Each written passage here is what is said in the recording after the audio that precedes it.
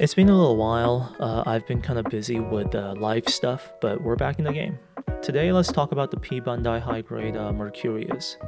Every squad needs that one big accessory model that's basically just a scam from Bandai, the one oversized enemy unit, and the red and blue specialized units.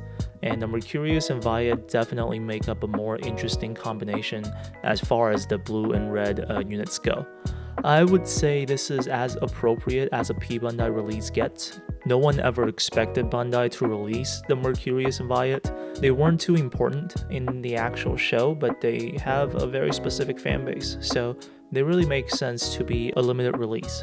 You also get both of them in one box, which is also nice, so you don't have to pay shipping and stuff again, which I had to do twice for the Gundam G04 and G05. You would have expected these kits to be made with largely recycled Leo parts, but that's not the case at all here. The design language is similar to the Leo, but all of these parts are actually new, which is surprising given Bandai's usual level of integrity.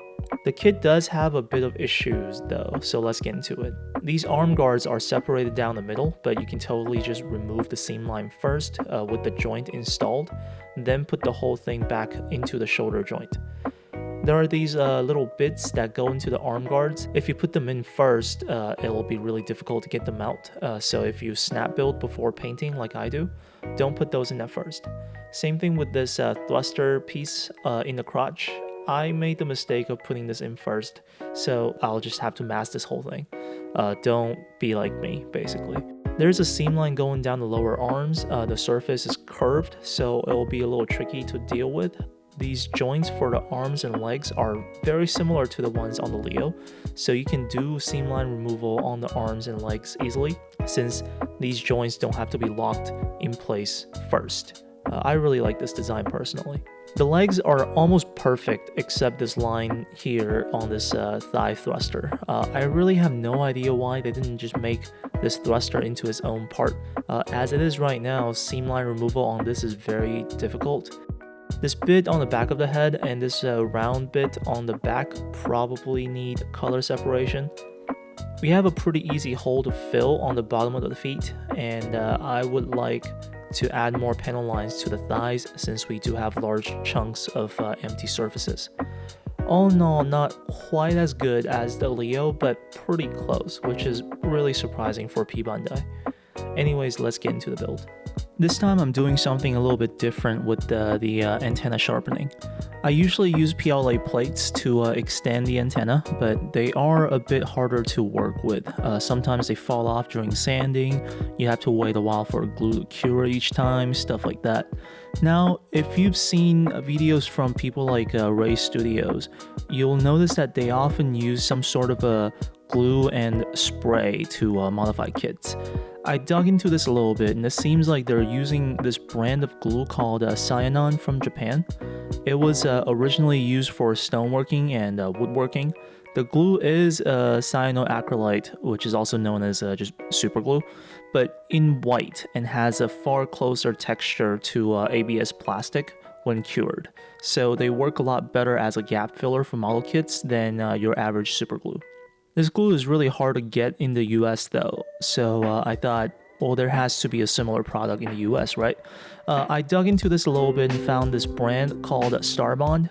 They have a white glue that is comparable to the Cyanon, and a couple of other glues I picked up that I think can be useful, which I'll probably go over in a later video. One of them is this extra thick glue. Unlike normal super glue, this stuff doesn't flow along the surface, so it'll stay as a blob on the antenna. And now I just use a super glue activator to cure it instantly, so the glue retains volume. And now just sand, repeat the process if the antenna isn't sharp enough. What you're left with now is a perfectly sharp antenna. This is a much easier way to sharpen antennas, I think, and I'll be doing this every time going forward. Just make sure you have proper ventilation when you use the glue activator. It smells absolutely toxic. Unless if you're a Ray Studios, that man apparently just never wears a mask. Dude's just built different, I guess. There's this little bit of a seam line on the torso, but it's not significant. Instead of doing seam line removal, I'm just going to add a PLA plate detail on the seam line. Some of these seam lines are pretty easy, for example the shoulder parts. For the arms, after the plastic cement cured, I sanded the surface, but there was still a bit of a dent. I filled it with the white glue that I mentioned earlier. This white glue is a lot easier to sand than the thick glue I used for the antenna, so it works better as a gap filler. Now the seam line on the thigh thrusters. This is the worst part of this kit. You're not gonna be able to fit any real sanding tools into this, so I started with a small piece of sanding sponge, then I just went over the entire part with a thick chisel and a hobby knife. In a pinch, you can use these cutting tools as quick sanding tools. Afterwards, I rescribed the details inside these thrusters with a needle chisel. The scope on this little gun has a little bit of a shrinkage in the middle, but it's got details on top that makes sanding difficult, so I just sanded everything off into a flat surface. There are a bunch of edges without panel lines that need to be rescribed, and I added a tiny bit of panel lines, mostly on the thighs. That's about it for polishing up this kit. Now we're on to painting. I painted some of these tiny recessed details with a gunmetal. Mono eye suits always go nicely with shading, so I'm back on my usual shading technique, which is using 3 layers of the same color in different brightnesses. For the majority of this kit, I use a pink primer since warmer colors tend to show up more vibrantly on pink primer.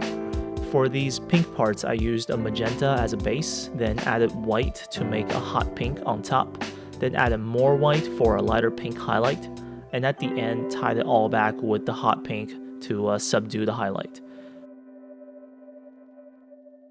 For red, I started with a maroon, then same thing, right? Regular red on top, lighter red as highlight, and red overall at the end.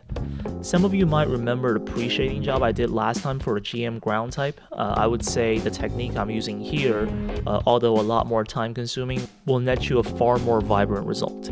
For some of these joints, the original anime design had a more navy color instead of gray, so I tried to add a bit more blue to the paint. For masking some of these round parts, on the back, I just cut tapes right on the part.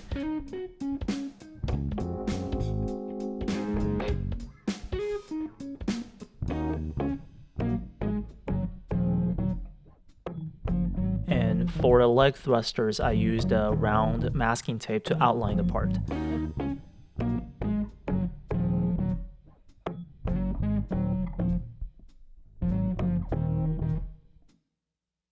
For the inside of a shield, I use this little tape cutting board thing to cut out arcs of tape to mask these little cables.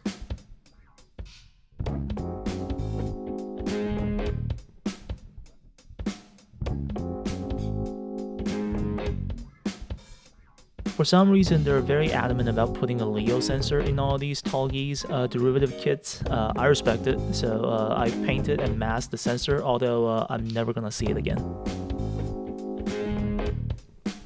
I don't have one of these yellow beam parts painted, so I'll actually get to show you how I paint one of these with a gradient effect.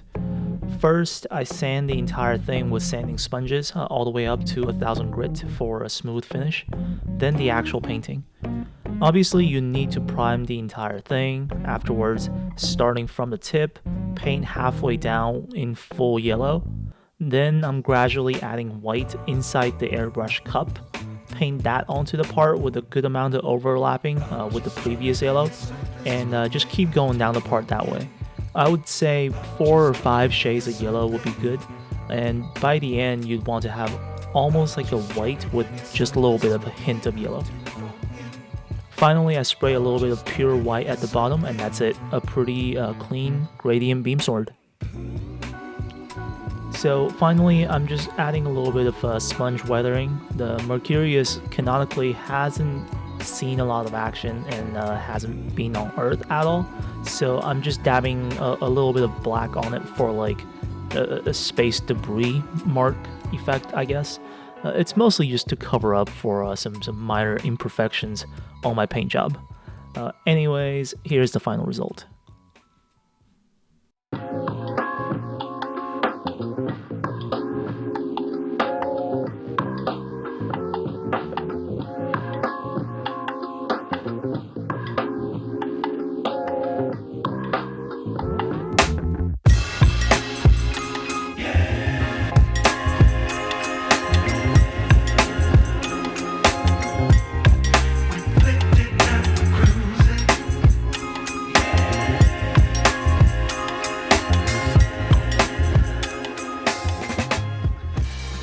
So that's it for the Mercurius. I don't like doing similar kits back to back, so I'm probably gonna put off the buy it for a bit. This March, I'm thinking about doing a master grade, you know, kind of like a master grade March type deal. Anyways, hope you liked the video. See you guys next time.